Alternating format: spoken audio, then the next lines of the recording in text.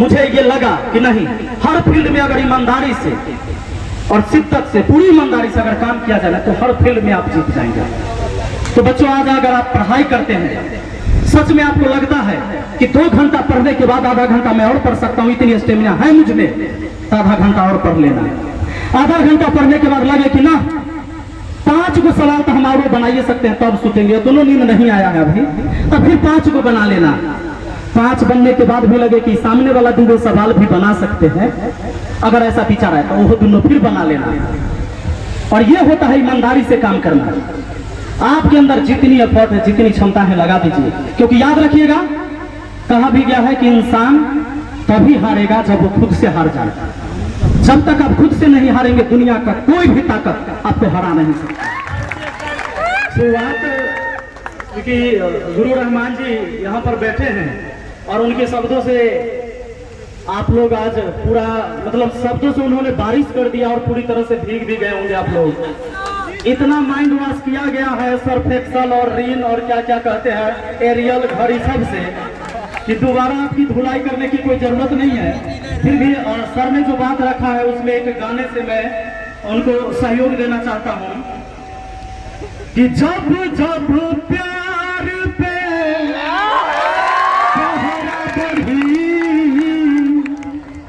इश्क के निशान और चढ़ी हो ना जोर जवानी पे, दरिया तूफानी पे, ना जोर जवानी से दरिया तूफानी पे।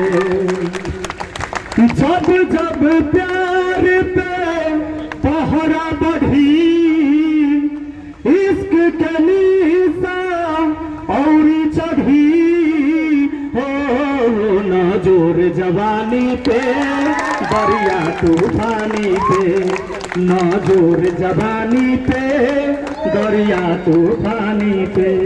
है ना, यही बात थी ना सर में बहुत। और कहते हैं कि भलो ही हो जाए पागल, छूटी ना जुनून रे, प्यार न रही तो लागे सारा जग सुन रे। भलो ही हो जाए पागल, छूटी ना जुनून रे, प्यार न रही तो लागे सारा जग सुन रे। तो सच में गुरुजी ने ये साबित किया है। दोस्तों, आज इस मंच पर जितने भी हमारे शिक्षक साथी मौजूद हैं, मैं सभी को प्रणाम करना चाहता हूं, और जितने भी हमारे छोटे भाई बहन यहाँ मौजूद हैं, सबको मेरा आशीर्वाद। गुरुजी, आप पधारे अपने कुर्सी पर। एक शिक्षा आपके जीवन में, आपके परिवार में, आपके समाज में, आपके देश में क्या क्या बदलाव ला सकता है। मैं आज ज्यादा कुछ मोटिवेशन देने वाला नहीं हूं, क्योंकि सर ने इतना मोटिवेशन दे दिया है कि इसके बाद कुछ बचता ही नहीं है, और शायद हम लोग पीछे से थोड़ा थोड़ा रोकते नहीं तो आज आप लोग को छुट्टी भी नहीं मिलता। इतने शब्द इनके पास है। ये शब्द बनावटी नहीं है, ये शब्द कहीं से रटे हुए नहीं है, ये शब्द उपजता है। और ये उपजता तब है जब आप चीजों को महसूस करते हैं, आप अपने प्रैक्टिकल जीवन में उसे देखा, तब ये शब्द आते हैं। वरना रटी रटाई हुई चीजें कुछ देर आपको अच्छा लगेगा, उसके बाद फिर वो आर्टिफिशियल चीजें हो जाती हैं, बेकार हो जाती हैं। लगेगा तो कि सोना का गहना है, लेकिन उसकी कीमत नहीं होती है, वो बनावटी बातों में होती है। सब लोग हमसे परिचित होंगे मुझे लगता है लगभग, और नहीं जानते हैं तो जान लीजिए। आज मैं YouTube पर पढ़ाता हूँ, मैथ मस्ती YouTube चैनल के नाम से, और 4 मिलियन बच्चे पढ़ते हैं, यानी 40 लाख स्टूडेंट पूरे इंडिया से। मैथमेटिक्स का पूरे इंडिया में सबसे बड़ा YouTube चैनल है मैथ मस्ती।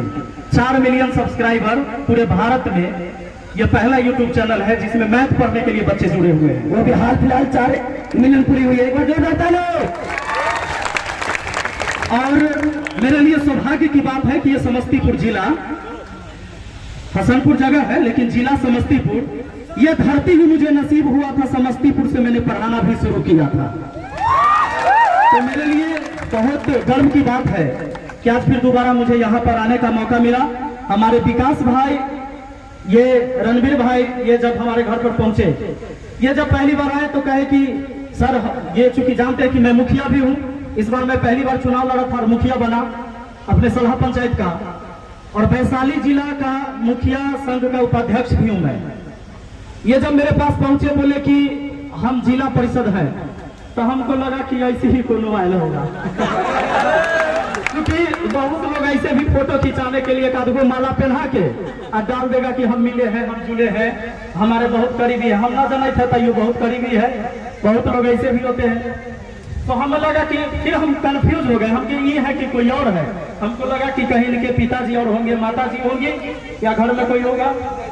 तो हम फिर से इनसे पूछे कि कौन है जिला परिषद, कहते कि हम ही हैं।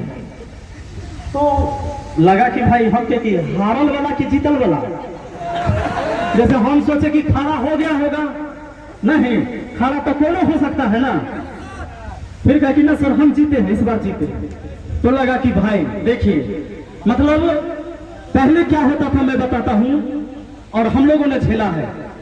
हमें लोग कहता था कि मुखिया वाला तेरा उम्र है, जब मुखिया में खड़ा हो गए पागल ना, तब मुखिया वाला उम्र है, अभी उम्र में मिला हो, खड़ा न हो मुखिया में, जितबा तू पढ़ावे लिखावे वाला आदमी है, तब पढ़ावा लिखावा। हम की पढ़ाना लिखाना समाज के विकास का काम है, लेकिन जो फंड समाज के विकास के लिए आता है उसको भी सही जगह इस्तेमाल करवाना ही समाज का विकास का काम है। तो बहुत सारी चीजें झेलना पड़ता है अपने जीवन में। हमेशा एक बात याद रखिएगा, जो रास्ते सुकून भरी रास्ते हैं ना, जहां चलते होंगे बड़ा आराम से चलते होंगे, तो याद रखिए वो किसी मंजिल की तरफ नहीं जाती है। जो रास्ते सुकून देती होगी, निश्चित तौर पर आप याद रख लीजिए, गांठ बांध लीजिए इस बात को कि वो रास्ते आपके मंजिल की तरफ नहीं ले जाएगी। जब कोई रास्ता जिसमें कांटे भरे हो, चलने में तकलीफ हो, असहज महसूस हो, समझिएगा कि लक्ष्य यही है, मंजिल इसी रास्ते में मिलेगी। क्योंकि लिफ्ट धोखा दे सकता है, आपको 5 मंजिले इमारत पर चढ़ना है और बीच में बिजली चली गई तो लिफ्ट अटक जाएगा ना। तो लिफ्ट एक किस्मत की तरह होता है, वो कभी भी धोखा दे देगा, लेकिन कोशिशें, हमारी मेहनत जो होती है ना, वो सीढ़ी की तरह होती है। थक तो जाओगे जरूर, ये निश्चित है कि सीढ़ी से चलोगे तो थक जाओगे, लेकिन पहुंचोगे भी जरूर, वो सीढ़ी बीच में कहीं रास्ते नहीं छोड़ोगे। तो इस बात को हमेशा याद रखिएगा। और हमारा जो जीवन, सर ने बताया कि इनके पिताजी पुलिस में थे, भैया पुलिस में थे। हम लोग के जीवन में ऐसा कुछ नहीं था। संघर्ष इनके लाइफ का एक अलग टाइप का था, हमारा थोड़ा सा अलग था। गरीब घर में पैदा हुए, पिताजी बेरोजगार, 5 भाई बहन में मैं सबसे छोटा भाई हूँ। हमसे छोटी एक बहन है, मतलब 2 बहन थी, एक सबसे बड़ी बहन, फिर 3 भाई, 3 भाई में सबसे छोटा मैं, और हमसे छोटी एक बहन। बाकी भाई हमारे जो भैया 2 हैं, उन्होंने पढ़ाई लिखाई अपने जीवन में पूरा नहीं कर सका, क्योंकि दादा के बाद दादाजी के हाथ से हल बड़े के भैया ने थाम लिया। क्यों? क्योंकि हम जो छोटे छोटे भाई बहन थे, उनके जीवन यापन के लिए, तो बड़े भैया ने दादाजी से हल थामा। पिताजी को इन चीजों से मतलब नहीं हुआ करता था। होता है कभी कभी लोगों को लगेगा कि भाई अपने पिताजी की शिकायत तो नहीं कर रहे, शिकायत नहीं, रियलिटी है। क्योंकि आप लोग भी कभी कभी सोचते हैं कि हमारे पिताजी तो देवे न करे 5,000 के महीना, तो हम पढ़वाई कहां से, हम तो जो मांग करते हैं वो हमको मिलता ही नहीं है, तो पढ़ाई ऐसी हो जाता है, सुख ले, सोचते हैं ना। इसलिए मैं कहता हूं कि देखिए, किसी के जीवन से, किसी के जिंदगी की कहानी से आप बहुत कुछ सीख सकते हो। तो हमारे दादाजी के बाद बहुत कम उम्र में, जब उन्होंने मैट्रिक भी नहीं किया, तो हल जोतना, हर बैल लेके खेत में शुरू कर दिया। कि हमारे बड़े भैया ने ये जिम्मेवारी उठाई, और पीछे पीछे हम 2 भाई, क्योंकि जीना तो है नहीं, जीवन अगर जहर है तो पीना ही पड़ेगा। एक गाना है कि जीवन में आए हो तो जीना ही पड़ेगा, जीवन अगर जहर है तो पीना ही पड़ेगा। दोस्तों, जीना बहुत मुश्किल काम है, मरना बहुत आसान है। अगर मरना है तो कुछ करने की जरूरत है, सांस रोक लो, बात खत्म। लेकिन अगर जीना है तो सांस लेना भी होगा, सांस छोड़ना भी होगा। और याद रखना, इस दुनिया में फ्री में कुछ नहीं मिलता है, फ्री में कुछ नहीं मिलता है। हवा भी सांस आप तब जब लेते हो तभी जब आप सांस छोड़ते हो। अगर सांस सिर्फ लेते रहोगे तो शायद सांस भी नहीं ले पाओगे तुम। तो इतना तो निश्चित कर लीजिए कि फ्री में ही दुनिया में कुछ नहीं मिलता है। खाली आप जन्म ले लिए हो, माँ बाप आपको जन्म दे दिया फ्री में, यह बहुत बड़ा बात है। तो माँ बाप ने मुझे जन्म दिया, आज मैं आपसे बात कर रहा हूं और आप मुझे देख रहे हैं, मुझे सुन रहे हैं, ये बहुत बड़े सौभाग्य की बात है। हमने जन्म ले लिया ना, धरती पर आ गए ना, अब हमें कर्मवीर बनना है, हमें कर्म करना है और अपने कर्म से अपने भाग्य का विधाता हम खुद बनेंगे। और यही करना होता है सबको। जिसे आप अपने जीवन में सफल इंसान मानते हैं, उन सब ने मेहनत किया है। तो हमारी पढ़ाई लिखाई बहुत मुश्किलों में चला और चलते गया। वो बहुत अपने वीडियो में भी देखा होगा, मैंने बताया किसी किसी तरह लटक उटक के मैट्रिक किए, लटकते उटकते इंटर कर लिए, थर्ड डिवीजन। ऐसा नहीं कि पढ़े में एकदम धुआंधार पहला ही से थे, ऐसा कुछ नहीं था। एक सामान्य विद्यार्थी जो होता है, सबसे निचले पैदान पर बैठने वाला विद्यार्थी, बस वही रिजल्ट से जान सकते हो।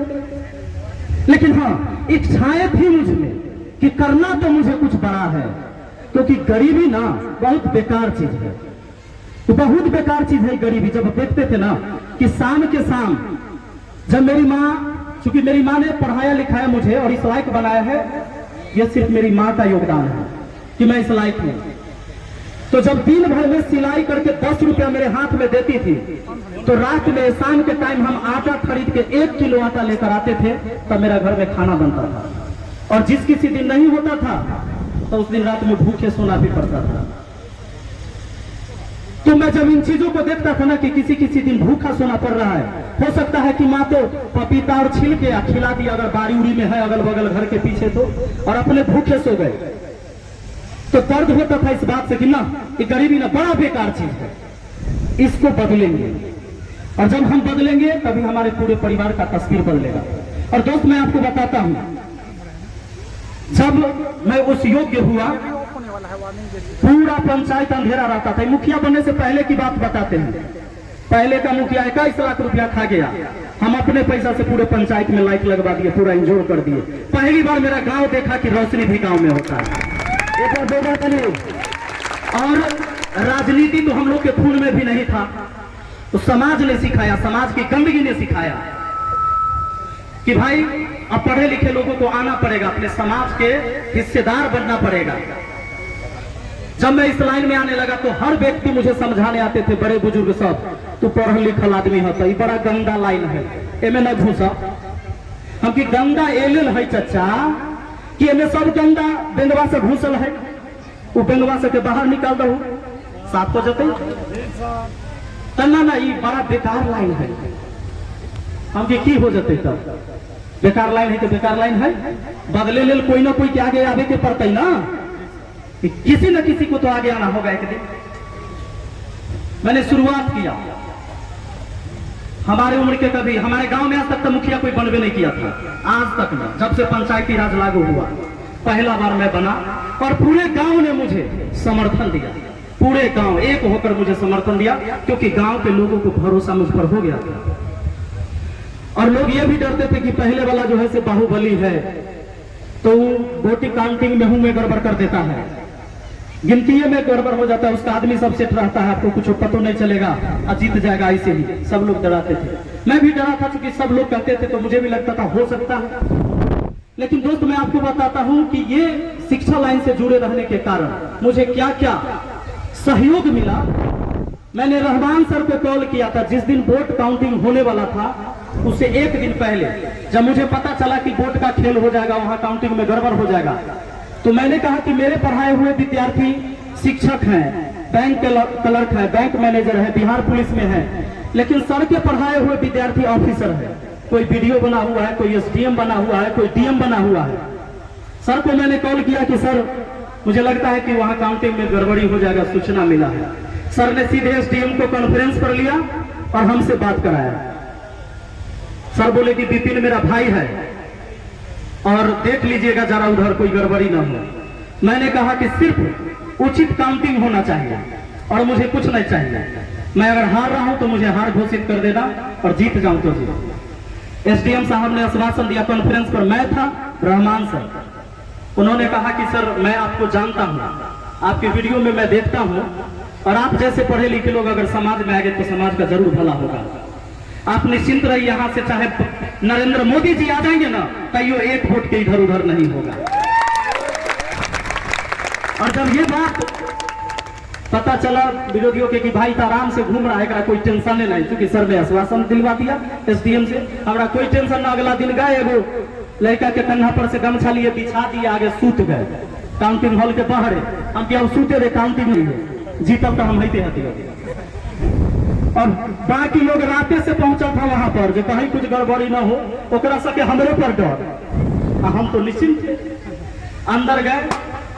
मैं उस समय सम्मान देखा जब सारे प्रतिनिधि एक लाइन में खड़े थे और चेकिंग करा के और अंदर जा रहे थे, और वहां के दरोगा मुझे जानते थे सब। मैं किसी को नहीं जानता था, जितने भी फोर्स वहां खड़े थे वो सब मुझे जानते थे। उन्होंने आगे बुला के और कुर्सी दिया सबके लाइन में, सब लाइन में खड़ा था, मुझे कुर्सी देके बिठाया आगे ना। तो मैं पहले वाले विरोधी के सामने पैर पर पैर रख के जब बैठा तब मुझे लगा कि हारियो जब बैठा कोई दिक्कत ना, बड़ा शांत है। ये सम्मान कहां से मिला जानते हैं? वो जो बच्चे मुझसे पढ़े थे, बहुत सारे नए नए फोर्स में वहां ज्वाइन किए हुए थे, तो सब पहचानते थे कि मुखिया तो छोड़िए, आप तो ऐसे जीत जाइएगा। लेकिन बात वैसा नहीं होता है पंचायत चुनाव। फिर काउंटिंग हुई, 14 वार्ड था, 13 वार्ड तक मैं हारा हुआ था। 1 number ward, 2 number, 3 number, 4 number, 5 number, 6, माने 13 वार्ड तक मैं तीसरे नंबर पर था। फिर भी हम टेंशन फ्री थे, कोई दिक्कत नहीं। हमारा सब जैसा जिंदगी में हारता थोड़े है आदमी, जीतता है ना तो सीखता है, हारेंगे थोड़े। और 14वां नंबर वार्ड के गिनती हुआ ना तो 101 वोट से हम जीत गए सीधे, सारा वोट पीछे रह गया, अकेले जीत गए। वो था हमारे गांव का सहयोग। हमारे गांव ने एक तरफा इतने वोट कर दिए थे कि मुझे उम्मीद भी नहीं था, हर व्यक्ति ने वोट किया। और इसका रीजन है, मैं रात दिन कोरोना के टाइम से ही, शुरुआत से, जब मैं लगातार अपने गांव में कोरोना के समय से गांव आ गया था, तो मैं देख रहा था कि समाज में बहुत सारी चीजें हैं जो अव्यवस्थित है, सही ढंग से नहीं चल पा रही सरकार की योजनाएं। तो हर जगह मैंने लोगों के लिए काम किया, जिनको जब जरूरत हो दवाई की, हॉस्पिटल की, गाड़ी की, 3-3 गाड़ियां हमारी चलती रहती थी, एम्बुलेंस, सब कुछ खरीद के मैंने दिया जो जरूरत की चीजें थी। और कभी जात पात पर वोट नहीं किया, कभी दारू और पैसा पर एक वोट किसी से न मांगा, और बिना पैसा के हम वोट जीते, बस लोगों का सेवा करते गए। तो मुझे ये लगा कि नहीं, हर फील्ड में अगर ईमानदारी से और शिद्दत से, पूरी ईमानदारी से अगर काम किया जाए तो हर फील्ड में आप जीत जाएंगे। तो बच्चों, आज अगर आप पढ़ाई करते हैं, सच में आपको लगता है कि 2 घंटा पढ़ने के बाद आधा घंटा मैं और पढ़ सकता हूं, इतनी स्टेमिना है मुझ में, तो आधा घंटा और पढ़ लेना। आधा घंटा पढ़ने के बाद लगे कि ना 5 को सवाल तो हम और बनाइए सकते हैं, तब सुतेंगे, दोनों नींद नहीं आया है अभी, तो फिर 5 को बना लेना। 5 बनने के बाद भी लगे कि सामने वाला 2 सवाल भी बना सकते हैं, अगर ऐसा विचार है तो वो दोनों फिर बना लेना। और ये होता है ईमानदारी से काम करना। आपके अंदर जितनी एफर्ट है, जितनी क्षमता है, लगा दीजिए, क्योंकि याद रखिएगा, कहा भी गया है कि इंसान तभी हारेगा जब वो खुद से हार जाए। जब तक आप खुद से नहीं हारेंगे, दुनिया का कोई भी ताकत आपको हरा नहीं सकता है। और हम हारते हैं, खुद से हारते हैं, हमें हराने वाला कोई नहीं होता है।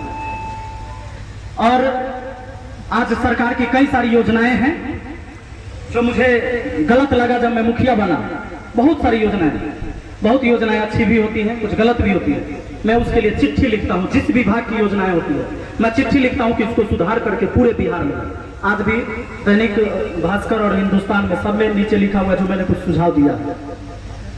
तो मैंने कल, चूंकि हमारे ब्लॉक में मीटिंग हुआ था, सारे अधिकारी थे हर विभाग के, तो हमारे यहाँ भी क्या चल रहा है, एक चल रहा है मनरेगा। मनरेगा के नाम पर लूट घसोट। मैं भी मुखिया हूं। मनरेगा के नाम पर लूट घसोट इसलिए होता है कि ढांचा ऊपर से ही तैयार है लूट करने वाला। आज मजदूर को 198 रुपया मजदूरी दी जाती है। आपके खेत में या कहीं मजदूर को देखते 198 रुपया में काम करते हुए नहीं।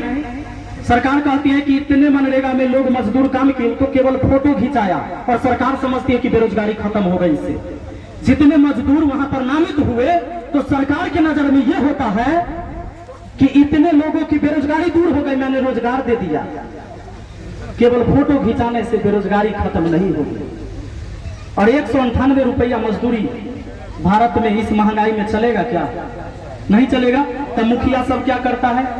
जेसीबी ट्रैक्टर से माटी गिरवाएगा, नहीं रोड बनवाएगा, और 50,000 के योजना जेई के मिली भगत से 1 लाख का योजना बनेगा। देश का पैसा इसे बर्बाद होता है। बेरोजगारी भी खत्म नहीं हुआ, लूट खसोट हुआ। अभी सार्वजनिक शौचालय का योजना है, इस पर भी मैंने कंप्लेन दिया। सार्वजनिक शौचालय ऐसे जगह बनाने हैं जहां सरकारी जमीन हो। उसका नियम यह कहता है कि सरकारी जमीन में ही सार्वजनिक शौचालय बनेगा और लोग उसका इस्तेमाल करेंगे। शौचालय बनता है, क्या होता है, 4 दिन में होकर कोई दरवाजा ले जाता है, अतः 2-4 को ईटा फेंक देगा, और लैट्रिन करना हो तो पैन में न करके बहरे करके भाग आएगा। एक सार्वजनिक शौचालय 3 लाख रुपया योजना में है। अगर पंचायत में 10 को हम बनवा दिए तो 10 दिए 30 लाख रुपया। योजना पास हो गया, पैसा मेरे पास भी आया, सब मिल के खाया। लेकिन उस शौचालय आप जानते हैं कि 5 दिन में इतनी गंदगी हो जाता है उसमें, क्योंकि उसके देख रेख के लिए कोई बहाल नहीं है।